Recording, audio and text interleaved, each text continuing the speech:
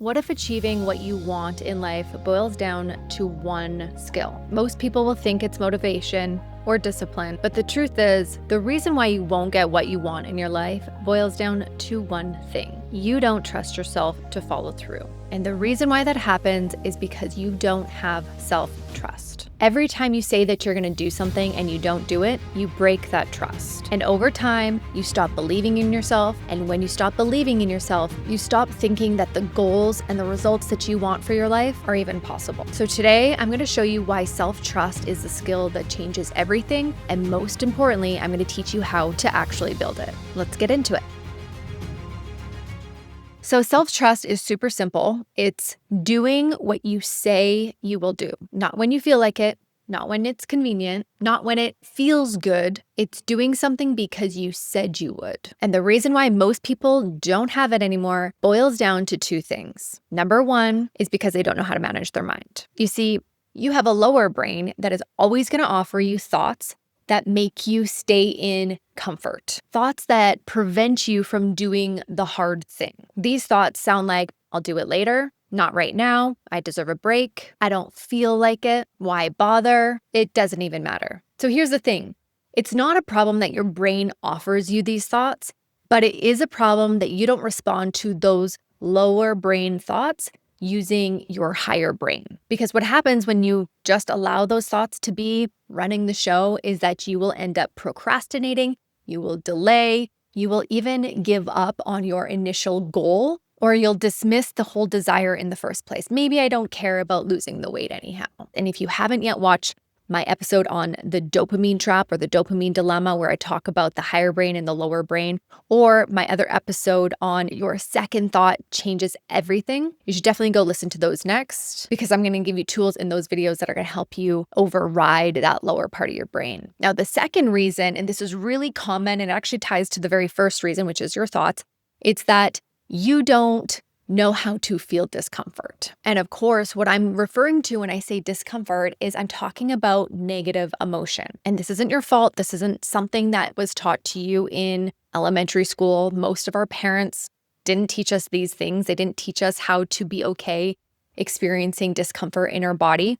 And so what ends up happening when we feel dread, which is an emotion and a negative emotion, or we feel bored or afraid, what ends up happening when we're in those emotions is we avoid. We might scroll our phone or go grab a snack or go get a drink. You'll procrastinate doing the thing that you said you were going to do, all because you were trying to escape a feeling. My coach says it like this: discomfort is the currency towards your dreams. In other words, you have to feel discomfort if you want to achieve anything that is worthwhile in your life. And so the trap that you get into is that when you avoid or you go and distract yourself from the feeling that you feel, you end up not doing the thing that you said you were going to do.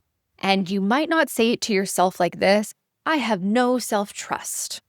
But what you are doing is you're chipping away at your word to yourself. You are losing integrity, and that sucks, because the consequence of losing integrity with yourself is that your dreams get smaller.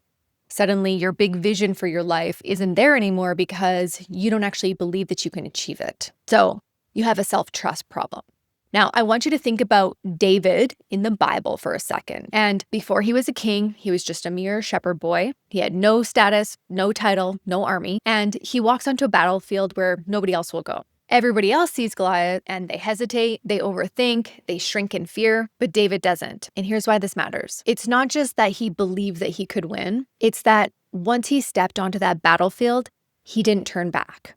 There was no second guessing, no negotiating, no, maybe I shouldn't do this. He moved forward. That is self-trust. It's identity. It's I'm the kind of person who follows through. And that identity didn't start on the battlefield. That self-trust identity was built long before, in the moments that nobody saw. When, as a young boy, he faced the lion, he faced the bear. When it was hard, he still showed up. So when he stepped onto that battlefield, he already was stepping onto that battlefield with the identity of, I can face these hard things because I've done it before in the past. When he made the decision and said, I will go and fight Goliath, he had his own back knowing that he had integrity with his own word. And this is where most people miss it. They think that they need to feel confident first before they follow through. But confidence comes after. It's built from the evidence of you following through on your own word to yourself. With my own journey with self-trust, it started with my overeating habits. First of all, I had like zero self-trust in my 20s and 30s. I would just tell myself all the time, I'm going to start doing this, or I'm going to start this workout plan or this meal plan. And it would only be a few weeks before I would stop everything. And I would say things to myself like, why can't I follow through on anything? It was a really self-deprecating place to be because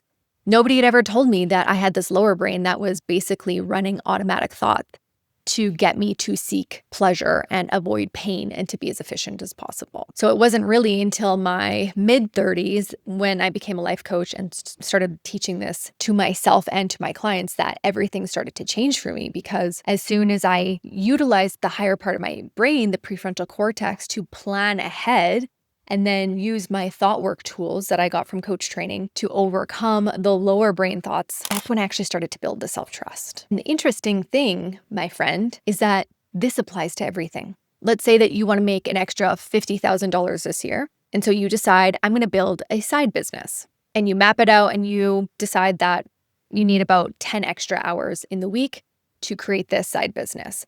So you look at your schedule, you time block that time to work on your business. Well, guess what happens when that time shows up on your calendar? You sit down to do the work and your brain goes, I'm tired. I'll do this tomorrow. I need more research first. I think I need to hire another coach. And now, instead of building your business, you're scrolling, you're organizing something that doesn't matter, you're avoiding it altogether, and maybe eventually you give up. Not because you don't know how to do it or you don't have the capability to do it, but because your brain is avoiding emotion. And have you ever noticed, my friend, that on the path to anything that it is that you want, there's always going to be discomfort in the form of emotions? Fear, doubt, worry, uncertainty. Those emotions are not a sign to stop. Those emotions are on the path. Here's another powerful thing that I've observed. Once my clients learn these skills with food, with normal eating and making a plan and following through, building self-trust, that self-trust spills into everything. Suddenly, they're consistently going to the gym, they're following through in their business, they have stronger relationships with their spouse or their kids. I've actually had several of my clients go on to start their own businesses and become life coaches just because this work is so powerful for them. Not because I gave them some magic recipe, but because they built the skill of self-trust. They no longer believe that, I don't really know if I trust myself to follow through. They have built the identity of being somebody who they can trust. And for me personally, I have so much self-trust that I no longer negotiate or spend time debating whether I should or shouldn't do these projects. As soon as I make a decision for something, which also has dramatically changed now that I trust myself, because even if I'm on a path and it's kind of like the wrong decision for me, I can make a quick decision to pivot and then follow through with all of the tasks leading up to get the result that I want in this new path, this new direction. So for example, when I decided in January, I'm going to do YouTube and I'm going to post one video a week, one episode. I'm also going to do that same episode on a podcast once a week. I just did it. There was no debate. No, maybe I'll think about it a little longer. Maybe I'll research a little bit more. And if you can tell, they're getting a little bit better. So the self-trust that I have now is so much more compared to where I was a year ago, 5 years ago, definitely 10 years ago. Now, are there areas that I'm still working on?